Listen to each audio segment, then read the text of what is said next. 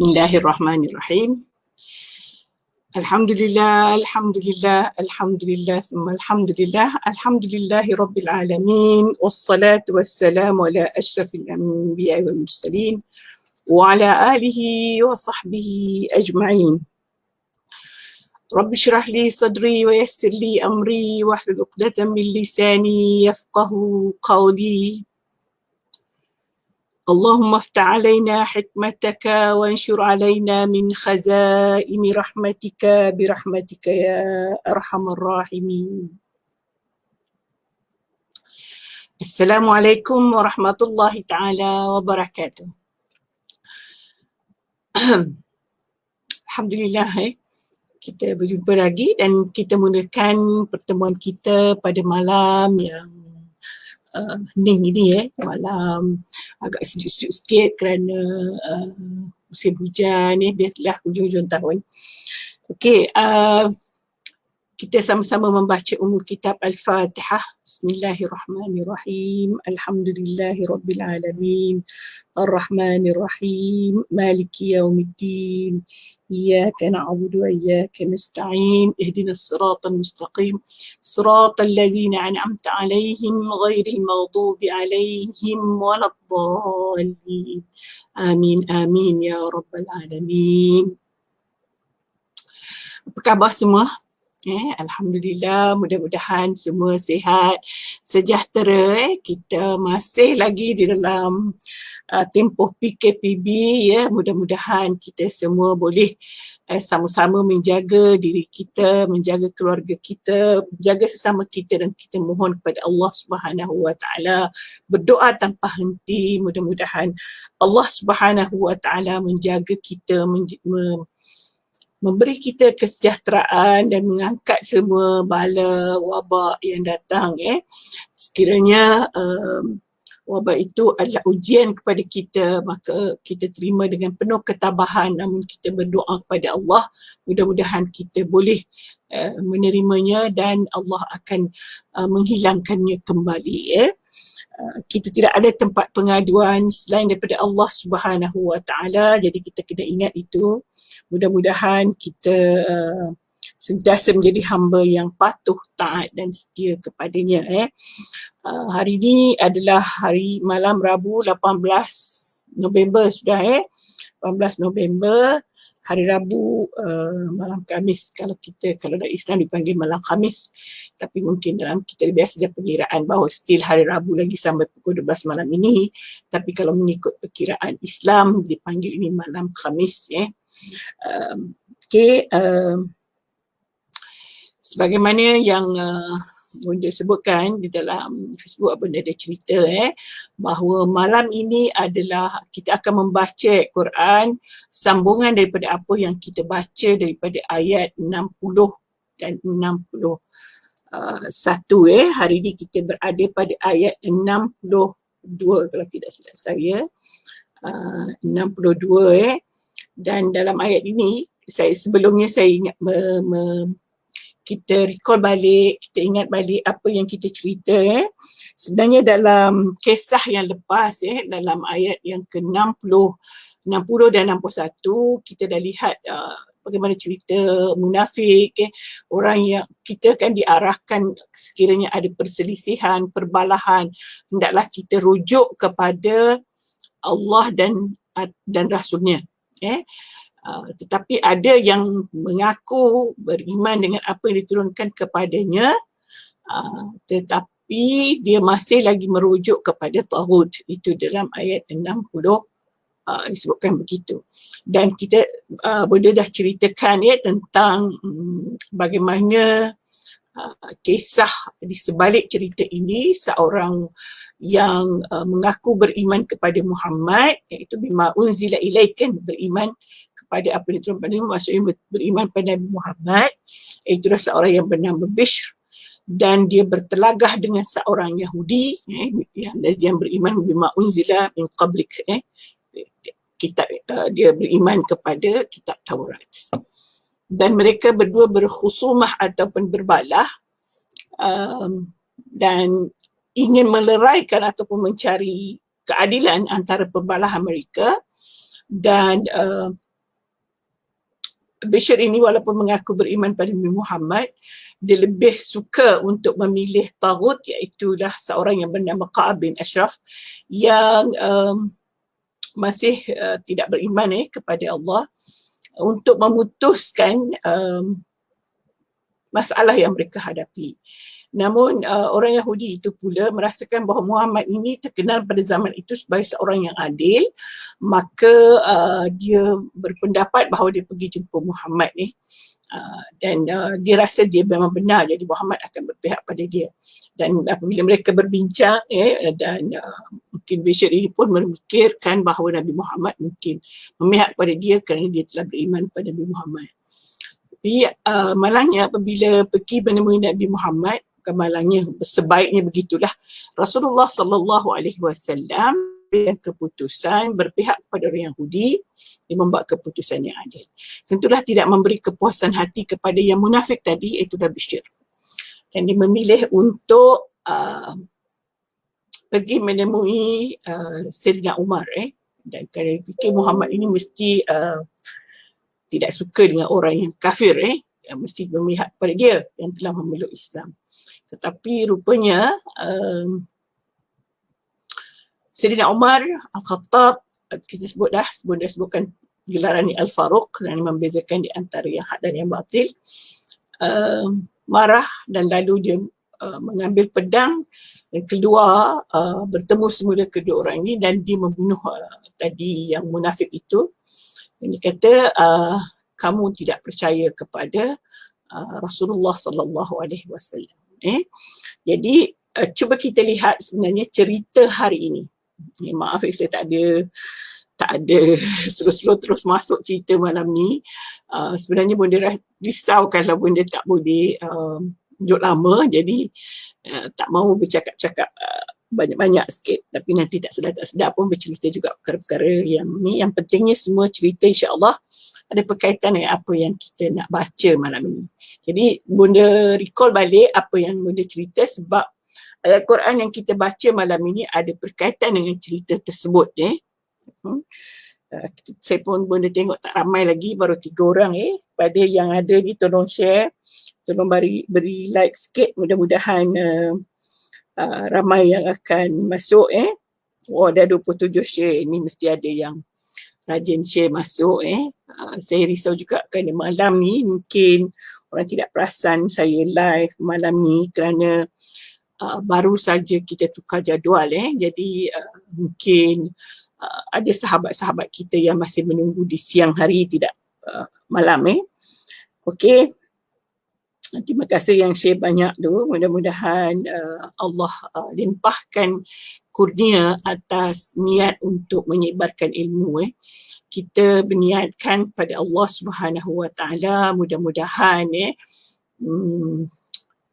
orang yang turut mendengar ini mendapat hidayah daripada Allah, mendapat manfaat.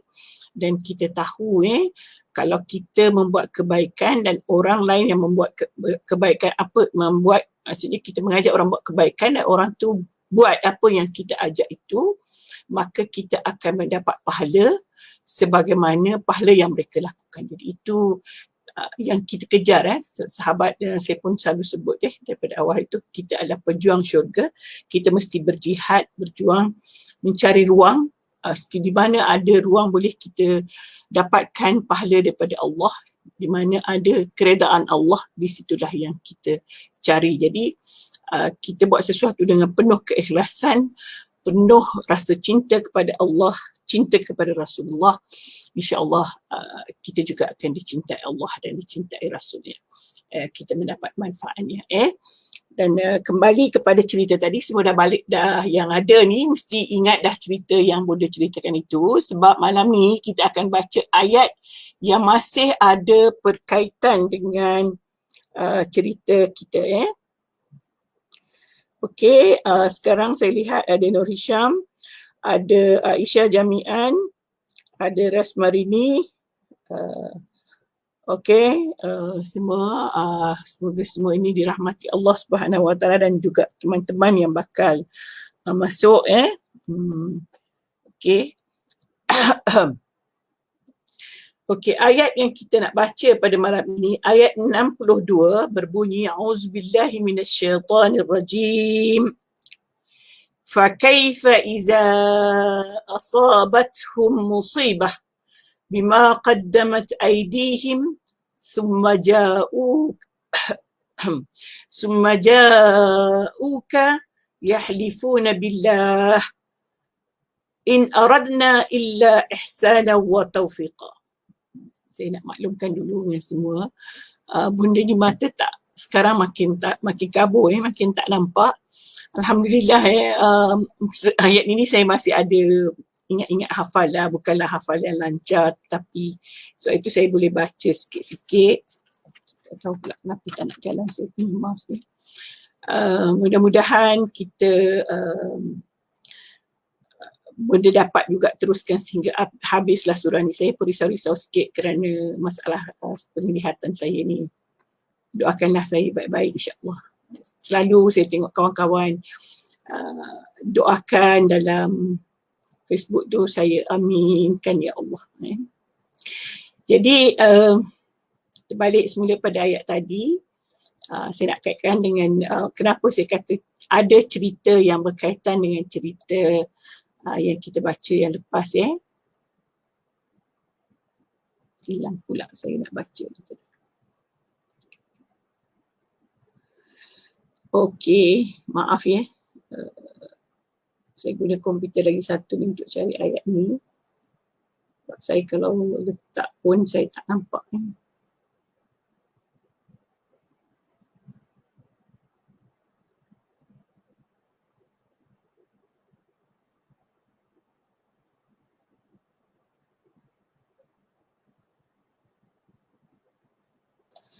Okey. Ayat tadi, fakaifa iza asabathum, bagaimana kalau mereka, apabila mereka ditimpa sesuatu kemalangan atau kesusahan disebabkan oleh kesalahan yang telah mereka lakukan. Ini yang boleh sebutkan, dia ada berkaitan dengan cerita yang kita baca yang ataupun yang kita ingat dalam cerita yang lepas. Bagaimana kalau mereka ditimpa sesuatu musibah, iza asabatuhum musibah, apabila mereka ditimpa sesuatu musibah, maksudnya ada ulama tafsir mengatakan itulah ketika dia dimarahi oleh dihunuskan pedang oleh Sayyidina Umar, lalu membunuhnya, maka bima qaddamat aydihim, dengan kesalahan yang mereka buat, summa ja'uka, kemudian dia datang jumpa kamu, yahlifuna billah, dan dia dia bersumpah dengan nama Allah. Dia kata in aradna illa ihsana wa taufiqa, sesungguhnya dia kata demi Allah kami tidak sekali-kali menghendaki melainkan kebaikan dan perdamaian bagi kedua pihak yang berbalah. Jadi dia nak betulkanlah apa yang mereka mungkin dia disangka tidak percaya kepada Rasulullah, tapi dia pergi membetulkan kesalahan yang dia rasa. Dimaklumkan bahawa demi Allah sebenarnya saya pergi jumpa Sayyidina Umar, begitulah lebih kurang ceritanya, adalah untuk mendamaikan kami yang berbalah.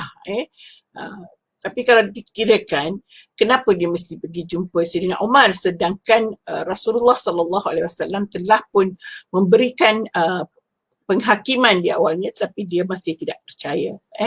Jadi begitulah Allah Subhanahu Wa Taala turunkan ayat ini untuk menjelaskan kepada kepada Rasulullah SAW bagaimana keadaan orang munafik tadi. Dia kata bagaimana kalau mereka ditimpa masalah, dia berdatang kemudian bersumpah. Sumpahnya itu bahawa dia nak mengaku bahawa dia buat perkara yang tidak baik. Dia buat itu demi untuk mereka mahu berdamai. Sebenarnya begitulah kalau orang melakukan kesalahan dan mahu memperbaiki ataupun mahu menunjukkan bahawa mereka berada di pihak yang benar, sanggup bersumpah sedangkan perkara itu tidak benar, ini tidak boleh dilakukan. Kalau dah salah, tambah lagi bersumpah bahawa benda itu benar, makin bertambahlah dosa yang dilakukan. Okey? sebelum. Dan begitulah ayat seterusnya. Nanti kita lihat ayat seterusnya masih lagi berkaitan dengan keadaan orang yang munafik tadi. Dan kita lihat apa yang sepatutnya kita lakukan sekiranya ada orang munafik menunjukkan gaya begitu. Lihat dulu teman-teman yang ada bersama kita pagi selalu kita pagi bersama kita malam ini. Saya pun tak nampak, minta maaf, saya kata mata saya bukannya jelas sangat. Okey, Dr. Aisyah Jami'an, semoga benda juga Allah kurniakan kesihatan. Amin, amin ya Allah, amin, amin. Amin ya Allah.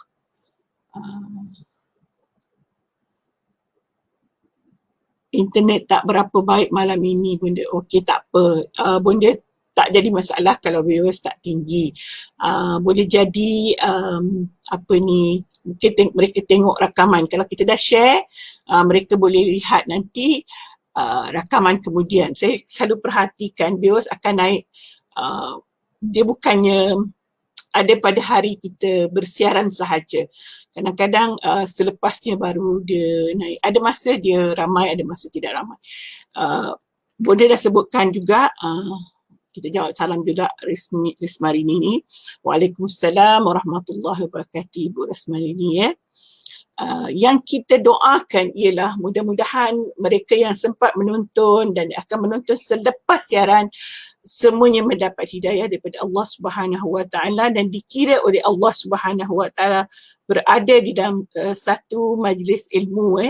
Mereka juga tergolong daripada mereka yang mencari reda Allah Subhanahu Wa Taala. Okey. Dan kita lihat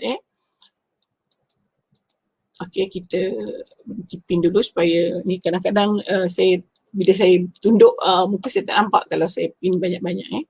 Tak apa, nanti kita tengok kalau ada yang datang lagi. Okey, kita doa pada Allah Subhanahu Wa Taala supaya kita semua sihat-sihat dan kita disempatkan oleh Allah Subhanahu Wa Taala untuk untuk terus sama-sama menimba ilmu. Bukan orang yang dengar saja, tapi bonda sendirilah yang duduk sama. So itu bonda kata bonda tidak risau sangat dengan viewers yang rendah, sebab saya pun tengok ada masa dia naik sampai 2,000, ada masa 200. Memang bonda fikir yang paling penting bonda doakan mudah-mudahan semua mendapat hidayah Allah Subhanahu Wa Taala, tidak banyak, sedikit, tidak sedikit, banyak pun bagus juga. Dan bila ramai yang share, saya tengok akan naik kemudian. Akan naik kemudian. Cuma kalau tak share tu payah sikit kemudian itu mungkin mereka tak dapat untuk lihat. Maklum benda ni memang tak banyak sebab kita kena lihat benda ni tak ada production, tak ada orang lain. Saya memang buat sendiri-sendiri saja live. Memang niat kerana Allah, saya nak baca dan nak share sempat mana orang ramai. Berbeza dengan orang lain, dia ada syarikat-syarikat tertentu, ada paling tidak ada suami yang tolong, ada anak dan sebagainya. Tapi bunda memang suka-suka saja, rehat-rehat saja. Mudah-mudahan kita sama-sama dirahmati Allah Subhanahu Wa Taala. Mereka tolong saya carikan apa-apa tu pun dah bonda rasa beruntung, buat poster tu pun dah beruntung. Jadi memang tidak mahu menyusahkan orang lain.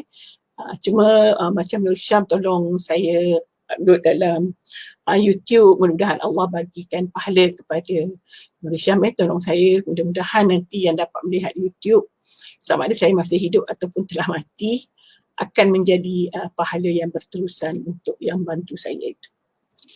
Okey. Okey, Isha dia kata semoga sihat.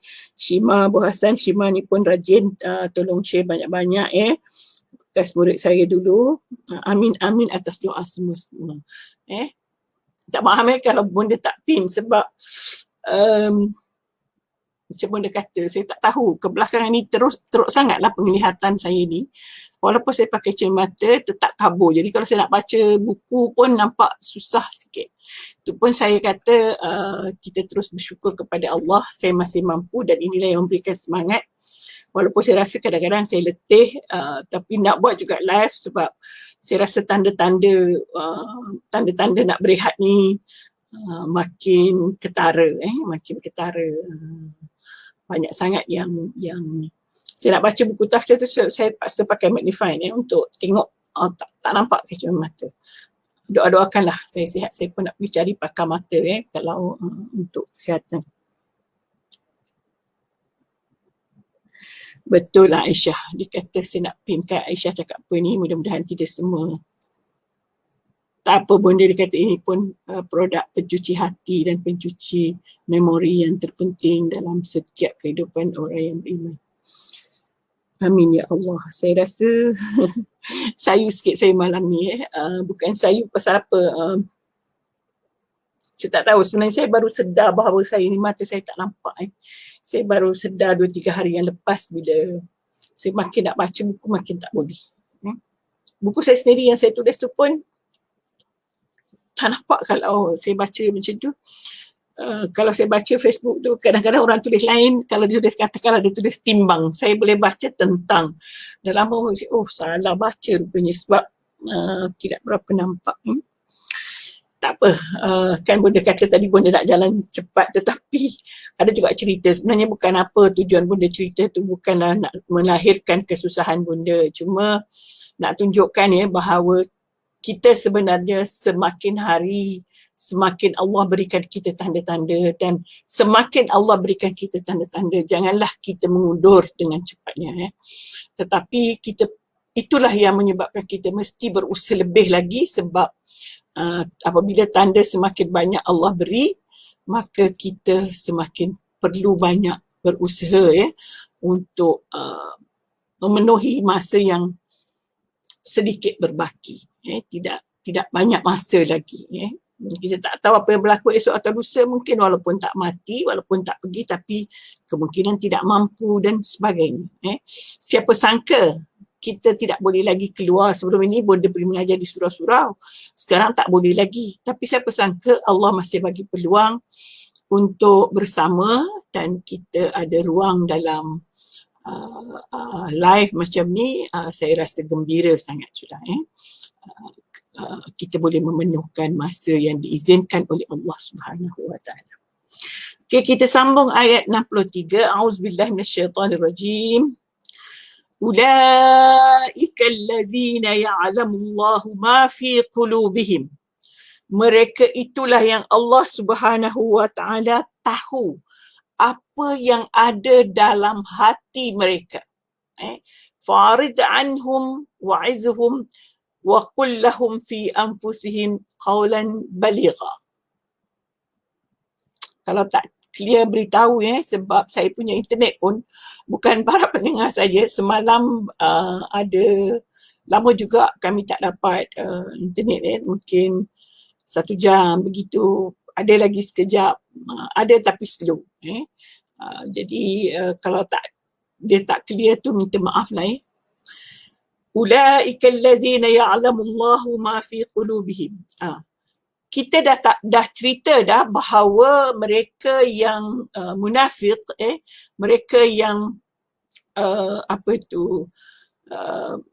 mengaku beriman kepada Allah Subhanahu wa taala, kepada rasulnya, tetapi mereka masih lagi pergi mencari ataupun memilih tagut ataupun mereka yang tidak beriman pada Allah untuk memutuskan penghakiman mereka. Maka itu adalah merupakan tanda bahawa mereka sebenarnya keimanan mereka tidak full. Mereka sebenarnya bukan beriman hanya pada perkataan saja, pada zahir saja mereka beriman, pelakuannya mereka tidak beriman. Jadi dia kata mereka itu Allah tahu ma fi qulubihim, apa yang ada dalam hati mereka. So maknanya apabila walaupun dia mengaku dia beriman, tetapi sebenarnya Allah tahu apa yang ada dalam hati mereka. Allah tahu. Kita dah banyak kali cerita innallaha la yanzur fi suwarikum. Allah tidak melihat wajah kamu tetapi melihat hati kamu. Apatah lagi kalau orang itu yang mengaku beriman, Allah bukan kira apa yang mereka dia lafaz itu saja, tetapi yang ada dalam hati mereka pun Allah tahu. Jadi kalau mereka sembunyikan dalam hati mereka keimanan mereka yang tidak kukuh kepada Allah Subhanahu Wa Taala, Allah juga mengetahuinya. Tapi apa arahan Allah kepada Rasulullah? Ini yang kita nak faham. Kalau kita bertemu dengan orang yang munafik atau kita tahu kenapa dia ni mengaku beriman, hati kita lah, kita tak, jangan kita hukum orang, sebenarnya kita fikir. Fa'arid anhum, maka Rasulullah Allah Subhanahu Wa Taala kata palingkanlah daripada dia, maksudnya tak usahlah kamu bersusah hati. Tetapi Allah ada pesan tu, wa'izhum, dan berilah mereka nasihat. Allah minta mereka diberikan nasihat. Jadi Allah Subhanahu Wa Taala meminta supaya mereka ini diberikan nasihat. Dia kata, Allah kata, oleh itu berpalinglah engkau daripada mereka dan nasihatilah mereka. Beri nasihat, wa'izhum. Serta katakanlah kepada mereka kata-kata yang boleh memberi kesan. Wa qul lahum qawlan baligha. Katakanlah pada mereka kata-kata, wa qul lahum fi anfusihim, pada diri mereka, qawlan baligha. Sampaikanlah kata-kata yang boleh memberi kesan. Jadi sahabat pejuang syurga sekalian, ini yang kita nak belajar. Bagaimana kita boleh menyampaikan kata-kata yang boleh memberikan sentapan ataupun memberikan baligh, kesan yang berkesan. Bukan berkesan ni mesti kita herdik, mesti kita angkat suara tinggi atau macam-macam cara. Sebenarnya menyampaikan qaulan baligha ini boleh jadi dengan kata-kata yang lembut. Boleh jadi tanpa kata-kata. Hanya senyuman. Tapi dia kata qaulan baligha. Ya, qaul itu maksudnya penyampaian nasihat. Kita rasa kata-kata, disebutkan qaul itu kata-kata, tapi sama ada kita tulis, sama ada kita doa dalam hati kita, dialah qaul baligha. Sebenarnya itu dakwah. Kita sebagai orang yang berkecimpung dalam ilmu dakwah, Bunda nak sampaikan di sini. Kalau kita nak berdakwah ni, bukan hanya dengan kata-kata. Bukan hanya saya buat live macam ni baru boleh dikatakan dakwah. Tidak. Para sahabat yang dikasihi Allah, para sahabat pejuang syurga sekalian, duduk di rumah pun tanpa keluar kata-kata boleh berdakwah. Sama ada tulis dalam WhatsApp, dah solat subuh, jom solat subuh, dah bangun belum, maghrib, jom maghrib. Itu semua kata-kata qaulan baligha. Okey. Atau sebab nanti kata saya tak pandai tulis buku, macam mana? Tak payah tulis buku kalau tak pandai. Tulis perkara yang kita tahu. Di mana yang kita tahu. Kalau kita nak tulis. Kalau nak kata saya tak pandai live, malu, tak payah. Kita ada anak, kita ada siapa-siapa yang kita jumpa, kita berikan kata-kata yang baik. Selalunya Allah Subhanahu Wa Taala ni memberi ruang kepada kita untuk berdakwah ni. Sebab itu ada orang datang mengadu. Sebab itu ada berlaku sesuatu di depan kita yang perlu kita perbaiki. Itu sebenarnya Allah utus perkara itu di depan kita. Dan kita kena ingat ni tuan-tuan dan puan-puan yang dikasihi Allah sekalian. Kadang-kadang kita ternampak benda tu. Kita pun pelik. Kenapa pula saya boleh terlihat perkara ini? Sebenarnya ingat kadang-kadang peristiwa itu berlaku kerana Allah mahu memberitahu kita supaya kita buat sesuatu. Sama ada kita buat, kita kata, melihat, kita kena berfikir secara rasional, kita kena bertindak secara yang paling baik. Dan bermohon kepada Allah Subhanahu Wa Taala, mudah-mudahan tindakan kita baik, supaya mudah-mudahan apa yang kita pilih itu sesuatu yang memberikan faedah, sesuatu yang memberikan kita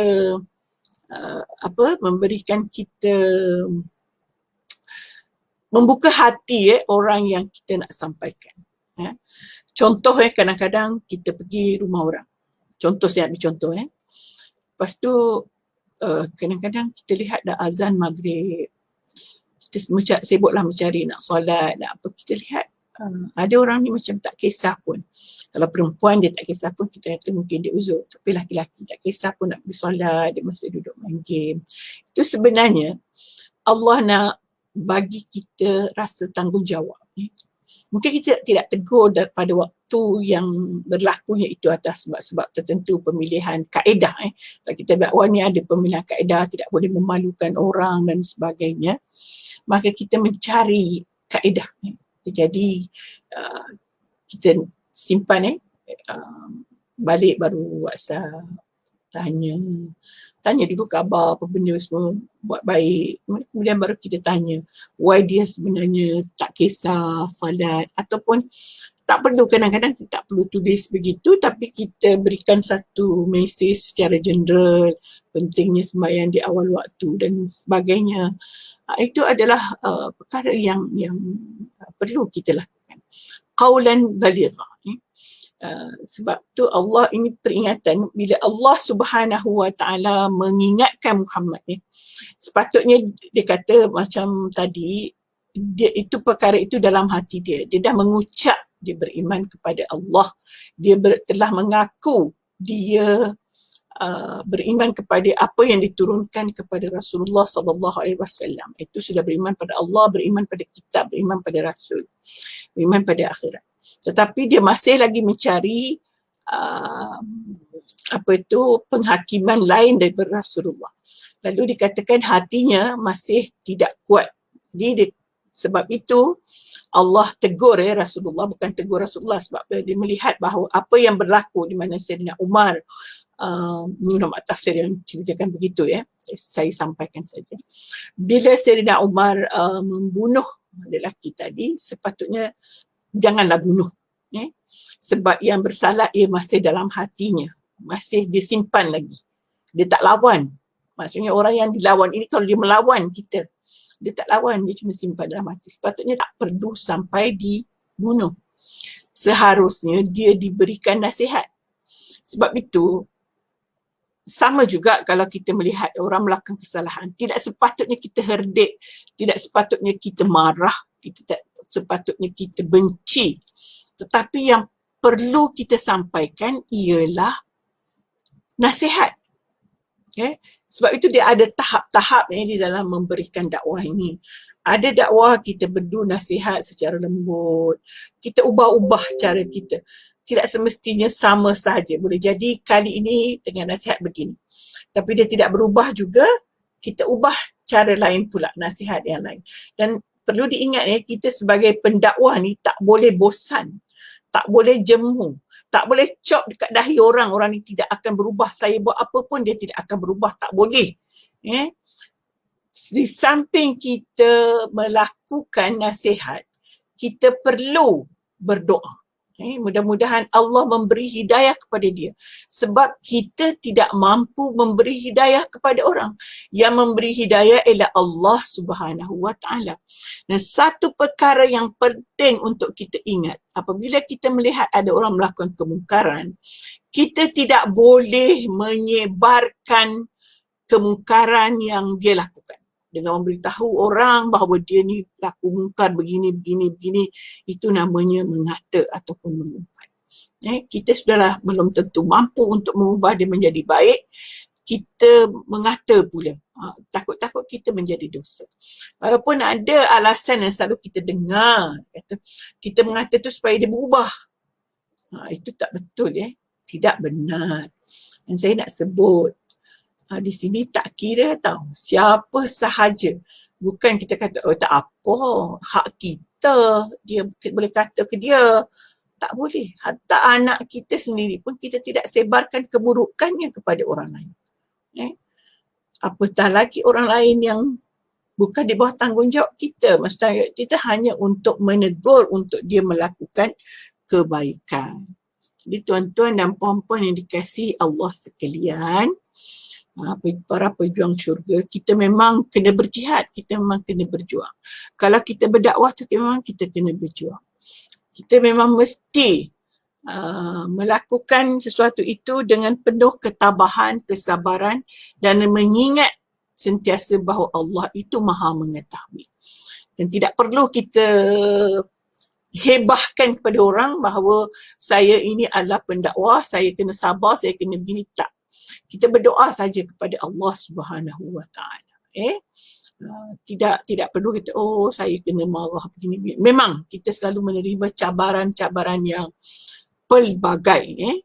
Tetapi kita perlu ingat bahawa itu adalah tanggungjawab kita.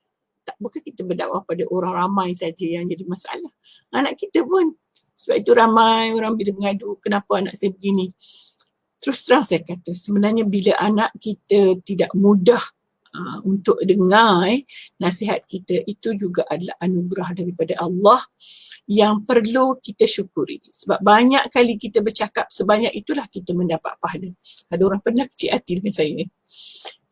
Dia tanya, Ustazah, dia kata, kenapa anak saya susahnya nak mengaji? Saya jawab tu, sebenarnya serius saya rasa, bukan gurauan. Saya kata sebenarnya Allah Subhanahu Wa Taala mahu pahala kita berganda. Suruh yang pertama dapat pahala 1, kalau kita kira pahala lah. Suruh yang kedua dapat pahala kedua. Suruh yang ketiga pahala ketiga. Cuba bayangkan suruh sekali je dapat 1. Sekali sajalah kita dapat pahalanya.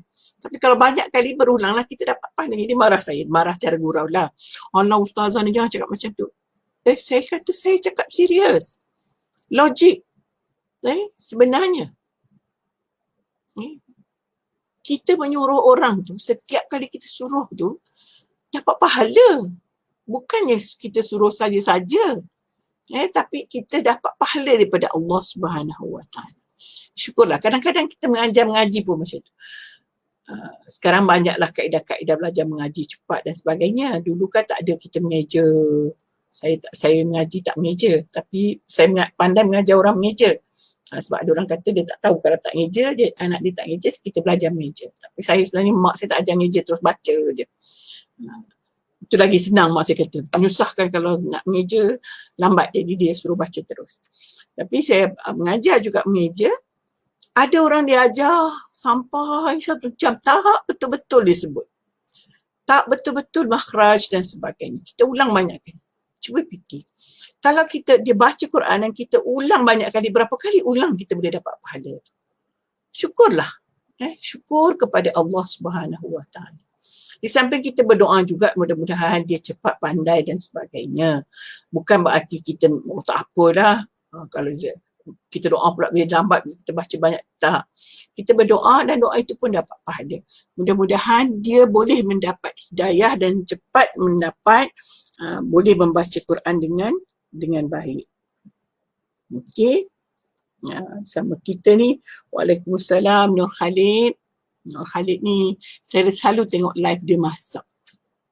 Ada masak. Masak ni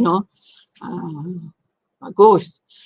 Kita kalau ingat Allah, baca setiap kali kita masak, setiap kali kita letak sesuatu, suara jelas kata Aisyah, maka kita akan terus dapat pahala. Bukan ni Nur Khalid ni.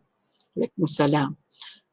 Kalau kita ajar orang masak, niat kita ikhlas, mudah-mudahan orang yang belajar dengan kita tu dapat ilmu masakan, dia sedekah ke orang, dia bagi keluarga dia makan, kita dapat pahala.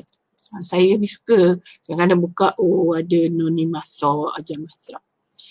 Saya kenal melalui macam tu je lah. So, dia pun tengok live saya. Live bonda pun tengok. Macam tu lah. Jadi, Alhamdulillah, saya rasa siapa ni, Nur Laili Muhammad Salih. Waalaikumsalam warahmatullahi. Mudah-mudahan persahabatan kita semua dikira oleh Allah sebagai persahabatan mencari redha Allah Subhanahu Wa Taala. Jadi sekali lagi saya berpesan, bila di dalam Al-Quran ini disebutkan tadi bahawa kalau kita rasa pun bagaimanapun orang tu melakukan kesalahan yang mungkar, kita terus berdoa mudah-mudahan dia mendapat hidayah. Dan terus kita sampaikan qaulan balighah, kata-kata yang berkesan. Kata-kata berkesan ni, saya rasa ramai orang belajar tentang komunikasi berkesan, tentang itu, tentang ini. Kita boleh gunakan dari segi dakwah. Kita dah belajar, bukan saja belajar daripada ustazah mengajar dakwah ni, tapi kita belajar cara komunikasi yang berkesan dan sebagainya. Itu adalah perkara yang baik dengan niat supaya kita boleh berdakwah dengan baik. Itu saya kira satu perkara yang perlu kita tekankanlah dalam kehidupan kita. Bukan mudah sebenarnya kita menyampaikan kata-kata yang berkesan ataupun kata-kata yang boleh boleh diikuti oleh orang yang mendengar kita.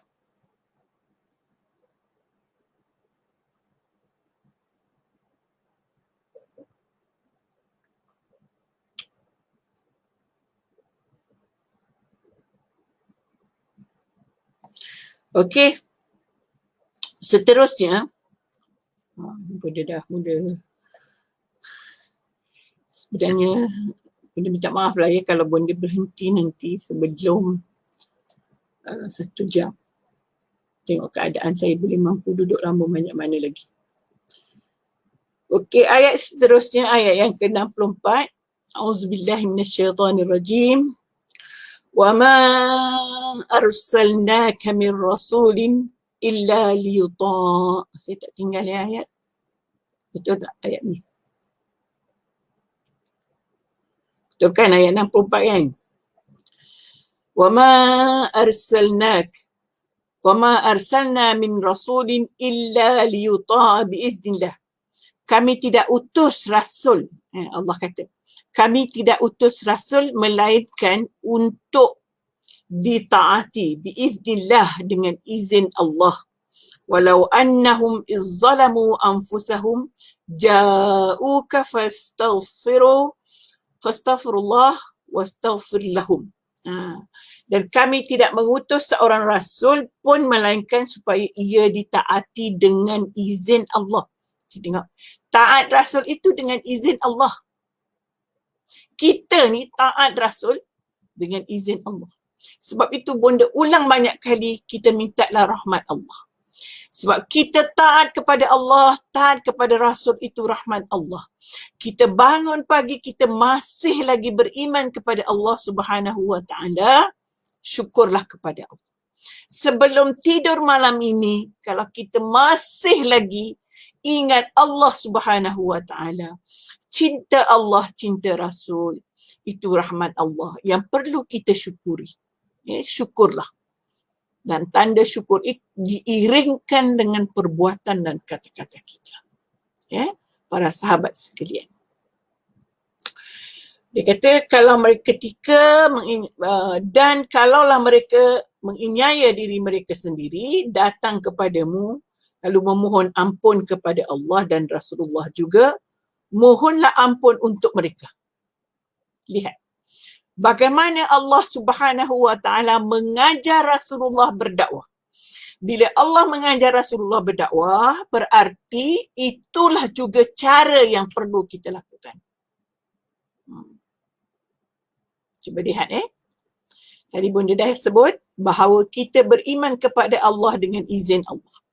Sebab itu apabila kita rasa kita ni masih lagi beriman pada Allah, insya-Allah bukan masih terus beriman pada Allah, terus beramal, maka kesyukuran kita ialah untuk sentiasa melakukannya dan sentiasa menjaga juga sahabat kita yang kita nak mereka juga sentiasa lakukan.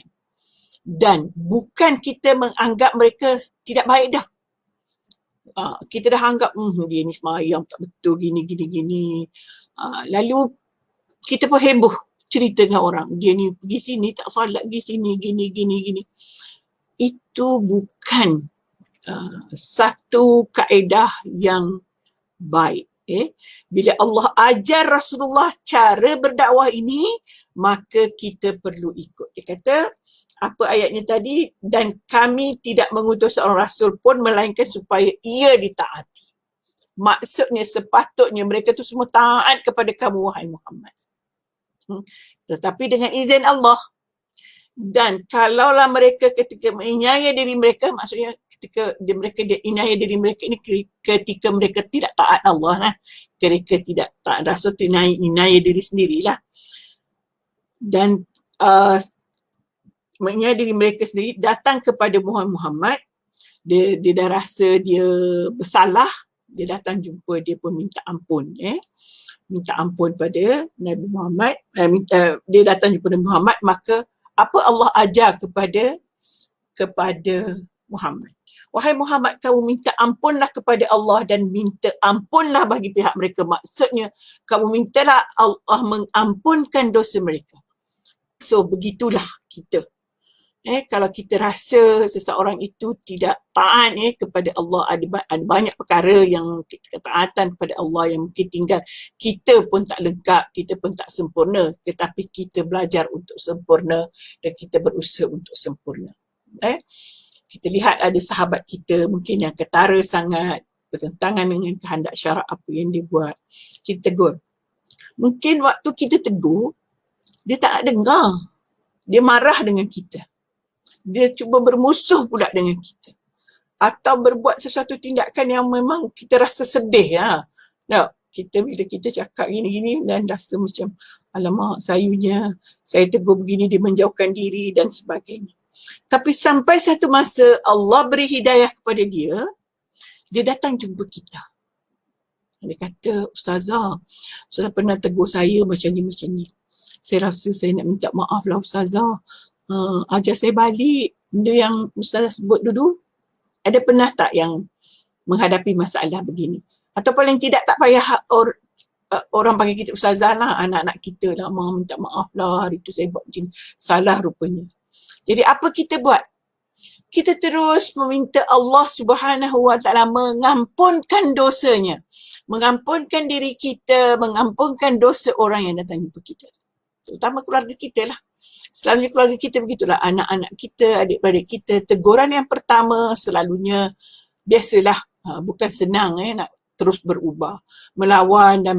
Sampai satu masa, dia kadang-kadang segan pun nak cakap, dia tulis dalam WhatsApp, minta maaf lah gini. Terus buka hati selapang-lapangnya dan berdoa kepada Allah, mudah-mudahan dia diampuni dosanya. Maksudnya, mereka itu mendapat keampunan daripada Allah dan terus mendapat hidayah Allah Subhanahu Wa Taala.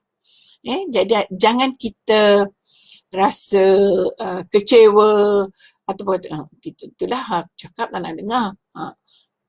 Tak boleh kita terus, ya Allah ampunilah dosanya apa yang telah berlaku. Sebenarnya para sahabat sekalian, mungkin juga teman-teman yang bersama saya ni ada sering kadang-kadang kami pergi ke tempat mereka yang menjalani hukuman contohnya penjara, pusat pemulihan dan sebagainya. Kadang-kadang kami rasalah, bonda sendirilah rasa, mereka tu lebih bertuah sebenarnya. Kerana apabila mereka masuk kat situ, pembimbing datang jumpa dia, kemudian ada di antara mereka yang taubat dengan kesalahan mereka. Tapi kadang-kadang orang yang di luar ni tak sedar lagi tu. Kesalahan sama juga. Bonda pernah sebut cuma kesalahan kadang-kadang yang kesalahan yang masuk penjara itu dibuktikan kesalahannya dengan undang-undang yang membolehkan dia dipenjara. Ada kesalahan kita kepada Allah Subhanahu Wa Taala, undang-undang kita tidak membolehkan dia masuk ke dalam penjara. Contohnya orang yang tidak solat. Tak ada undang-undang kita kata siapa tak solat masukkanlah dia di dalam penjara. Tapi dosa, kadang-kadang dosa yang orang yang masuk tu sebenarnya kecil berbanding dosa orang yang meninggal tak salat. Contohnya, dosa dia mencuri sekian-sekian kena masuk penjara. Tapi dosa orang yang tak salat itu lagi besar. Jadi kita janganlah bangga sangat ataupun merasa kita ni suci bersih, tetapi orang yang dalam penjara itu yang banyak dosa, tak cuma dia dihukum kerana ada kesalahan yang membolehkan dia dihukum. Kesalahan kita belum tentu. Jadi kita sentiasa muhasabah diri kita. Sentiasa muhasabah, dan apabila kita menegur, apabila kita berdakwah, kita minta orang perbaiki, dan mungkin kali pertama kita tegur, kali kedua kita tegur, dia memberikan tindak balas yang kurang menyenangkan, kita jangan ambil hati. Kita tidak boleh ambil hati. Kita senyum sahaja, maksudnya kita biarkan sahaja, tetapi kita berdoa. Terus berdoa, mudah-mudahan Allah Subhanahu Wa Taala terus menjaganya. Allah Subhanahu Wa Taala terus terus memberikan hidayahnya kepada mereka. Jadi kalau kita bukan kalau sebab kita semua diminta untuk memperbaiki ataupun menyampaikan, mencegah kemungkaran, menyeru pada kebaikan. Itu adalah salah satu daripada sifat yang mesti ada. Apabila kita sudah menegur dan kita mendapatkan respons yang kurang menyenangkan ataupun mungkin kita tidak boleh ambil hati, kita tidak boleh berkecil hati, kerana hidayah itu daripada Allah, bukan daripada kita. Kita hanya fikir, oh Allah belum beri hidayah, ya Allah berilah hidayah kepada dia. Jangan berhenti berdoa, ya Allah berilah dia hidayah, ya Allah berilah dia hidayah. Teruskan, sebut namanya, sebut namanya, bayangkan mukanya. Mudah-mudahan Allah akan berikan hidayah terus kepadanya. Dan ditakdirkan satu masa dia datang semula dan dia mungkin menyebutlah dia terima kasih. Selalunya dia tak kata minta maaf lah, dia terus terima kasihlah Ustaz tegur gini-gini. Jangan pula kita kata tu dah nasib baik saya tegur. Tidak, kita tidak boleh jawab begitu. Auzubillah. Nauzubillah. Kita tidak ada kesan apa yang kita sampaikan. Jangan sekali-kali kita terus nasib baik saya tegur. Tak usahlah yang kita ingatkan terus buat Allah memberi hidayah pada kamu. Alhamdulillah, ucaplah Alhamdulillah, ucap Alhamdulillah, dan kita pun, ya Allah ampunkanlah segala dosa-dosanya yang telah lepas, dan teruslah buka hidayah kepadanya sehingga dia sampai kepada syurgamu ya Allah. Itu kaedah kaedah dakwah. Bukan jangan sekali-kali kita merasa kita yang menegur sehingga dia menjadi baik. Saya selalu dengar memanglah kadang-kadang ada orang yang berubah itu dia akan tak sebut. Sebaik saya jumpa orang ni, tak apa dia sebut macam tu. Tapi jangan pula kita menokok tambah, ya saya penat ajak dia pergi gini, pergi surau, pergi itu, cerita macam-macam. Tak perlu. Kerana itu hanya satu cara yang Allah hantar kepada kita, tapi Allah yang memberikan hidayah. Jadi kita bersyukur kepada Allah dan kita memohon supaya Allah mengampuni dosanya. Sebab itu satu lagi, kalau kita rasa berkecil hati, kita manusia kan, kadang-kadang rasa macam tak sedap lah mungkin kita salah faham. Kadang-kadang kita bukan salah faham macam mana, orang cakap lain kita faham lain, lepas tu kita kecil hati. Jadi sebelum berlaku apa-apa, kita istighfar untuk diri kita, istighfar juga untuk dia. Ya Allah ampunkanlah kesalahan kalau saya tersalah sangka. Ya Allah ampunkan salah dia kalau benar dia menuduh saya begini. Jadi apabila perkara itu berlaku, kita akan kita akan hilang rasa dendam, kita akan hilang rasa benci dan sebagainya. Yang datang ialah rasa persahabatan, rasa kasih sayang antara kita dengan yang lainnya. Sahabat sekalian memang dah dekat pukul 10 pun saya rasa tidak mampu untuk teruskan. Kita ada ayat itu memang ayat saya sebut tadi di dalam iklan pun, bukan iklan, pemakluman pun dia sebut bahawa kita akan baca ayat 62 hingga ayat 64. 62 hingga 64. Dan insya-Allah kita akan sambung pada hari Ahad. Kita akan baca ayat 65. Sahabat sekalian, saya ingin rangkumkan apa yang Bonda baca tadi. Apa yang kita bicarakan tadi ialah kita sebenarnya ketiga-tiga ayat yang kita baca tadi, ayat 62, 63, 64, Allah Subhanahu Wa Taala menerangkan bahawa sekiranya kita lihat ada orang tu munafik, dia mengaku beriman tetapi meninggalkan banyak perkara yang diperintahkan oleh Islam, janganlah kita menganggap dia tidak baik. Tetapi kita terus bersama-sama untuk memperbaikinya. Di samping kita perbaiki diri kita sendiri, kita perbaiki juga sahabat kita, sebab kita sentiasa mahu bersama ke syurga, sama-sama berjuang masuk syurga, maka kita perbaikinya dengan kaedah dan cara yang betul. Saya ulang sekali lagi, dengan kaedah dan cara yang betul. Sebab kadang-kadang kita kalau caranya tidak betul, kaedahnya tidak betul, kita boleh merosakkan mereka, menyebabkan mereka lari daripada Islam, daripada kaedah Islam yang sebenarnya, maka ini adalah lebih parah lagi ataupun lebih masalah lagi. Mereka merasakan Islam yang menyusahkan dan sebagainya, atau saya nak sebut atau dia lari daripada kita. Kalau dia lari daripada kita, ini satu masalah. Bagaimana kita mahu mendekati mereka kalau mereka lari daripada kita. Kita lihat ramai pendakwa-pendakwa yang menggunakan pendekatan-pendekatan yang baik yang kita boleh contoh, iaitu Menteri Agama kita sendiri pergi berjumpa dengan golongan yang nampak orang memang selalu fikir dia memang golongan berdosa lah kononnya tapi dia pergi, kita lihat Ustaz video dan sebagainya. Itu adalah satu kaedah dakwah yang baik yang perlu kita contoh. Jangan, sebenarnya mungkin kita pun rasa kita nak buat berdakwah pada orang yang begini-begini, tetapi mungkin kita ada kelemahan di sana sini.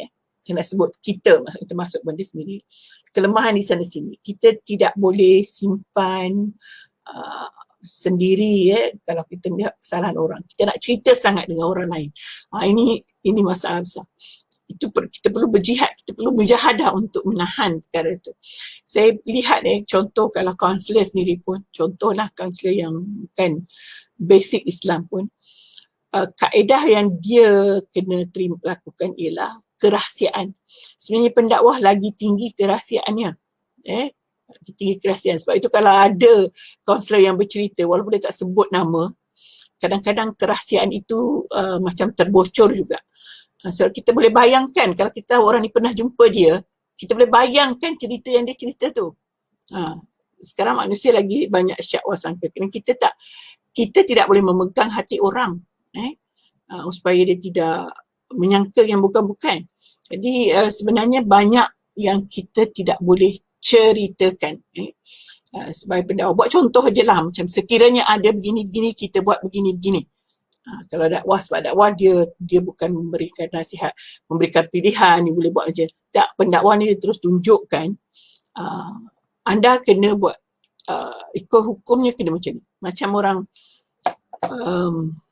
mengadu lah, contoh dia kata suami dia gini-gini bersedupkan dan sebagainya, kita pun nak jadi kaunselor lah, nak nasihat gini, lama sangat kita pun fikir ini dosa berterusan, tak boleh dah fikir lagi, terus saja kita kata okey, you tak nak suami you berdosa kan, benarkan dia nikah supaya dosa tidak berpanjangan. Sebab kita tak boleh nasihat dah, kalau nasihat kau layan lah semua, dah tak boleh dah. Jadi dia pun dah cakap dah 3 tahun 4 tahun suami dia bersekutu kan, you nak suruh pujuk lagi, dosa berterusan dah. Jadi lebih baik kata, sebab dia nak nikah, biarkanlah dia nikah, sekurang-kurangnya dosa, walaupun dia sedih bila kita suruh suami dia kahwin lagi. Tapi itulah kaedah di dalam Islam untuk mengelakkan dosa yang lebih besar. Nampak? Itu bezanya pendakwah ni kena kental sikit dari segi hukum begitu. Okey, para sahabat sekalian, jadi saya sebut tadi, jadi kita nak 3 ayat yang telah kita baca ni, walaupun dia menceritakan tentang munafik tadi, tentang tidak beriman pada Allah, itu pun satu pengajaran pada kita, tetapi satu pengajaran lebih besar ialah bagaimana kita kalau kita berjumpa dengan orang yang munafik, orang yang melakukan dosa, orang yang ini, apa yang perlu kita buat. Kita perlu nasihat, kita tak boleh tinggalkan dia. Saya ingat lagi bila saya berkawan dengan orang yang free hair dulu-dulu, bukan dulu baru-baru pun, orang selalu bisik kat saya, naknya you berkawan dengan dia, you tak rasa malu ke? Saya rasa, buat apa saya rasa malu? Macam mana saya nak bercakap dengan dia kalau saya tak berkawan dengan dia? Saya fikir macam tu. Bukan berarti saya berkawan dengan dia tu saya reda dengan apa yang dia buat, tetapi niat dalam hati. Saya nakkan dia rasa nak pakai macam saya pakai. Kalau saya solat, dia ikut saya solat. Begitu sebenarnya yang perlu ada dalam hati kita. Saya banyak kali kena tegur dengan berkawan dengan orang yang saya rasa dia lebih baik, banyak kebaikan orang tu sebenarnya, tapi mungkin orang nampak dosa dia, tak nampak kebaikan dia. Jadi kita lama-lama saya tengok dia sebenarnya betul orang yang saya tengok tu baik dan boleh mungkin kesilapan dia sikit saja, tapi kita rasa kita boleh hukum yang besar sangat. Jadi kita ni sebagai pendakwah bukan penghukum. Kita bukan qadi nak menjatuhkan hukuman itu. Oh, dia sudah keluar daripada Islam. Oh, dia sudah banyak dosa begini. Tak, kita bukan hakim. Kita adalah da'i untuk mengajak mereka kepada melakukan kebaikan, meninggalkan kemungkaran. So, okay, itu sajalah ceruti saya malam ini. Saya mohon ampun dan maaf. Dan saya lihat pun memang malam ni viewers tak ramai. Saya tahu dengan masalah kekangan internet dan sebagainya. Mudah-mudahan mereka ataupun siapa saja dapat lihat kemudian. Dan saya mohon kepada Allah Subhanahu Wa Taala, mudah-mudahan kita dirahmati Allah, kita dijauhkan daripada bala bencana. Kita doa bismillahirrahmanirrahim. Allahumma inna nas'aluka salamatan fid din wa afiyatan fil jasadi wa ziyadatan fil ilmi wa barakatan fil rizqi wa tawbatan fil rahmat wa rahmatan minal alamin. ربنا لا تزغ قلوبنا بعد إذ هديتنا وهب لنا من لدنك رحمة إنك أنت الوهاب ربنا آتنا في الدنيا حسنة وفي الآخرة حسنة. بسم الله الرحمن الرحيم والعصر إن الإنسان لفي خسر إلا الذين آمنوا وعملوا الصالحات. آمين آمين يا رب. سكنا بالله التوفيق والهداية. السلام عليكم ورحمة الله تعالى وبركاته.